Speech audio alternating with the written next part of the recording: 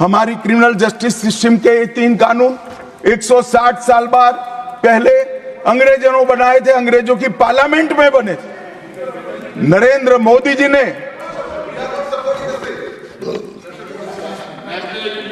माननीय नरेंद्र मोदी जी ने BNS, BNSS और बीएसए के माध्यम से हमारी संपूर्ण न्यायिक आपराधिक न्याय प्रणालिका को भारतीयकरण करने का काम नरेंद्र मोदी, और वो कानून जो अंग्रेजों को राज टिकाने के लिए बने थे, वो कानून को समाप्त कर हमारे संविधान ने हमारे नागरिकों को जो अधिकार दिए हैं, समय पर न्याय मिलना चाहिए, इसका करने का काम नरेंद्र मोदी जी ने किया। इस देश को गुलामी की मानसिकता से आजाद करने का काम कई सालों के बाद अगर किसी ने किया तो हमारे नेता नरेंद्र मोदी ने किया।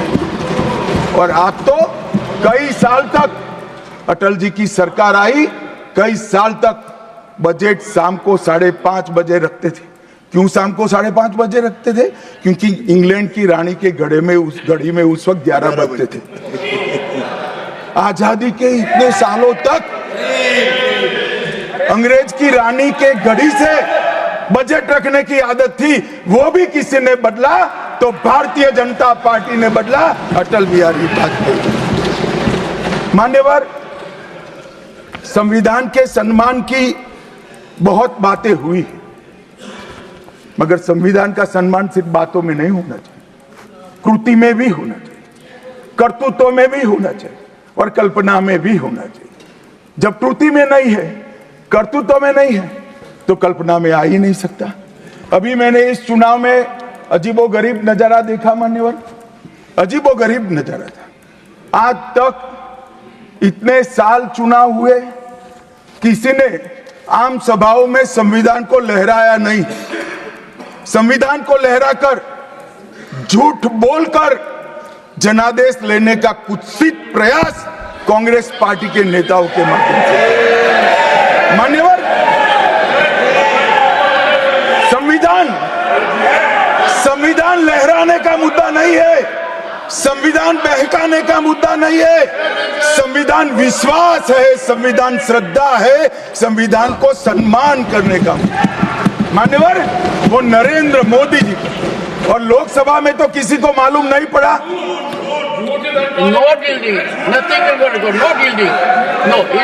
मान्यवर, लोकसभा में तो किसी को मालूम नहीं पड़ा, लोकसभा में तो किसी को मालूम नहीं पड़ा। जागरूकता थी। महाराष्ट्र में भी लहराने के अलावे बांटने गए तो एक पत्रकार के हाथ में भी आ गया, खोला तो मान्यवर पूरा कोरा था, अंदर कुछ लिखा ही नहीं था, प्रीएम्बल भी नहीं था। मान्यवर, इतना बड़ा छल, आपकी बात नहीं कर रहा मैं, ये तो पकड़े जाने के बाद तो सब लोग सुधर जाते हैं।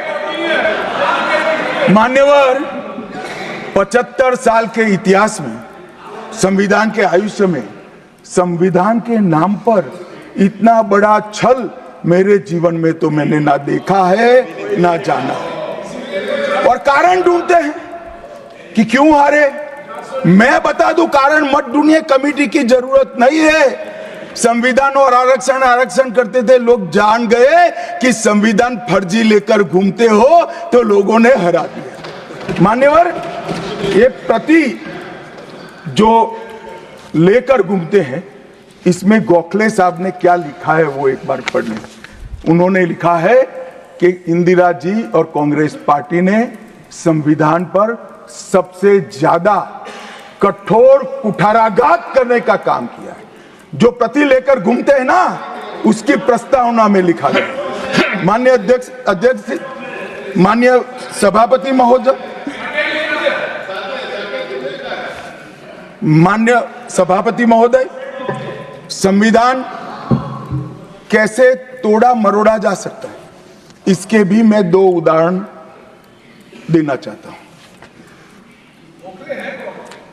हमारे सेना के जवान, सुरक्षा दलों के जवान, वो हमारी मातृभूमि की 1 इंच भूमि पर जान देने के लिए तैयार है। सैकड़ों हजारों लोग शहीद हुए 1 इंच भूमि के लिए। और मान्यवर, किसी को भी भूमि देनी है तो आर्टिकल 1 अमेंड करना पड़ेगा। आर्टिकल 1 में हमारे भूभाग की व्याख्या की गई है, इसको बदलना पड़ता है। तमिलनाडु के पास एक टापू था, कच्चातीवू टापू। वो टापू 1974 में अचानक ही एक एग्रीमेंट कर वन फाइन मॉर्निंग लंका को दे दिया गया। मान्यवर, चलो भाई, बहुमत था आपका, मान लो ऐसे भरोसे से किया होगा कि संसद मेरा सम्मान रखेगी, परंतु बाद में भी ये चीज, ये आर्टिकल 1 का बदलाव आज तक नहीं आया है और वो हमारा भूभाग आज हमारा हिस्सा नहीं है। मान्यवर, ऐसा खिलवाड़ भारत नहीं, दुनिया के किसी भी देश में शासकों द्वारा संविधान के साथ नहीं किया होगा। मान्यवर, आप तो अधिवक्ता हैं। 35A को कॉन्स्टिट्यूशन ऑर्डर से, राष्ट्रपति महोदय के ऑर्डर से दाखिल किया गया। अब दाखिल तो हो सकता है, पर कॉन्स्टिट्यूशन ऑर्डर को दोनों सदन की परमिशन चाहिए, जो हमने धारा 370 हटाने के लिए ली। मैं आज कांग्रेस के मित्रों को पूछना चाहता हूं, जो संविधान की दुहाई देते हैं, 35A जब आपने लागू किया, इसके कॉन्स्टिट्यूशन ऑर्डर पार्लियामेंट में कब डिबेट में आया, कब मतदान हुआ, किसने पारित किया? पार्टी को तो निजी परिवार की जागीर समझते हो, संविधान को भी निजी परिवार की जागीर आप लोग समझ रहे। मान्यवर, इतना बड़ा छल देश की 2 संसदों के साथ किया है। एक पूरा 35A डाल दिया संसद संविधान में, पार्लियामेंट के पास सब्जेक्ट ही नहीं है। देश का भूभाग दे दिया, पार्लियामेंट के साथ विषय ही नहीं आया। किस प्रकार से आपने संविधान के साथ खिलवाड़ किया है, किस प्रकार से आपने देश को चलाया है, ये देश की जनता को आज इस बहस से मालूम पड़ना चाहिए। मान्यवर, आपातकाल, अभी बड़ी बड़ी उदात्त भावनाओं का स्मरण कांग्रेस के मेरे दोनों सदनों के साथी सदस्य कर रहे थे। यंग सदस्य करे तो मैं समझता हूं, शायद इन्होंने इतिहास न पढ़ा हो, मगर जो लोग आपातकाल के वक्त थे वो भी करते थे। किसी की भी स्मृति इतनी अल्पकालीन कैसे हो सकती है? मान्यवर, क्या हुआ था आपातकाल में? लाखों लोग कोई अपराध के बगैर जेल में ठूस दिए गए। लाखों लोग, कोई पॉलिटिकल पार्टी बाकी नहीं है। आज इनके साथ बैठे हैं, उनमें से भी कुछ लोग जेल में थे, वो भी नहीं बोलते हैं। न्यायालय में डर का माहौल, मीडिया पर सेंसरशिप। इंडियन एक्सप्रेस ने अपना संपादकीय एक भी शब्द लिखे बगैर का कोरा संपादकीय प्रकाशित करा, क्योंकि लिख नहीं सकते थे। श्रीमान शुक्ला साहब से एडिट कराना होता था, वापिस ही नहीं आता था, तो उन्होंने कोरा अखबार ही निकाल दिया। इस तरह से विरोध किया और तय हो गया मान्यवर, एक व्यक्ति कहेगी वही कानून होगा। और क्यों किया? देश पर आक्रमण हुआ था क्या? देश की आंतरिक सलामती ठीक नहीं थी क्या? ना ना ना ना ना ना, ऐसा कुछ नहीं हुआ था। सिर्फ इतना हुआ था कि इलाहाबाद हाईकोर्ट ने उनको सांसद के रूप में अयोग्य ठहरा दिया था। अपनी कुर्सी जाने वाले, चुनाव नहीं कराना था।